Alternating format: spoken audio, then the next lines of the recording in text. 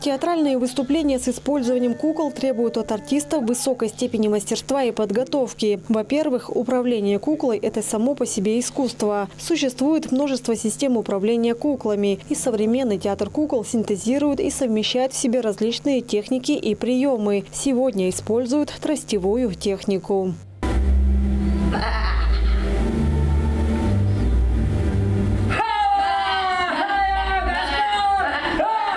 Также актеры практикуют голосовое сопровождение для каждой куклы, поскольку это придает персонажам индивидуальность и помогает зрителю сопереживать. Акценты делают на интонацию и тембр, которые играют ключевую роль в создании образа. Премьера, которая состоится уже на днях, называется «Перевал».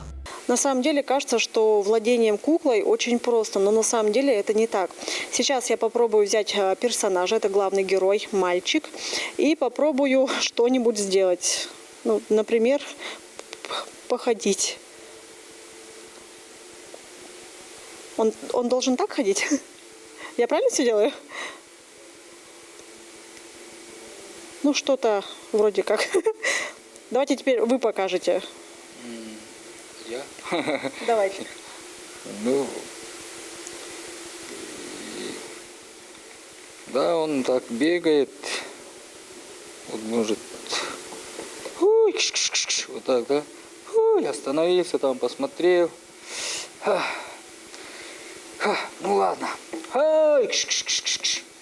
Актеры предстоящего спектакля являются выпускниками Ярославского государственного театрального института. Они рассказали, что благодаря большому труду в учебе они добились высоких результатов. Но куклами владеть непросто. Это тоже сложный процесс. Сложность в том, что вот мы оживляем неживое, да, вот именно вот какую-то энергию от себя и передаешь кукле, и от пластика куклы, и через голос, и, что сложнее, и, конечно же, вот ту атмосферу, радость или там грусть, вот.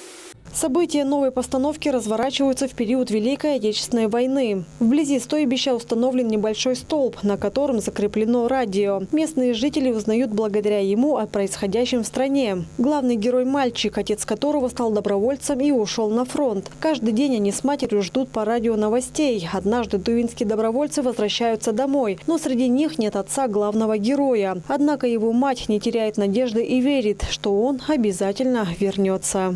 Это выдуманная история. Здесь, ну так сказать, исторические события или что-то, но конкретной даты ничего нет. Это художественный материал, выдуманный. Но на фоне Великой Отечественной войны. Это получается, ну, если точнее, это мы спектакли провожаем, ну, за кулисами, да, уже провожаем тувинских добровольцев, и во время спектакля они вернутся. Это, ну, 43-44 года.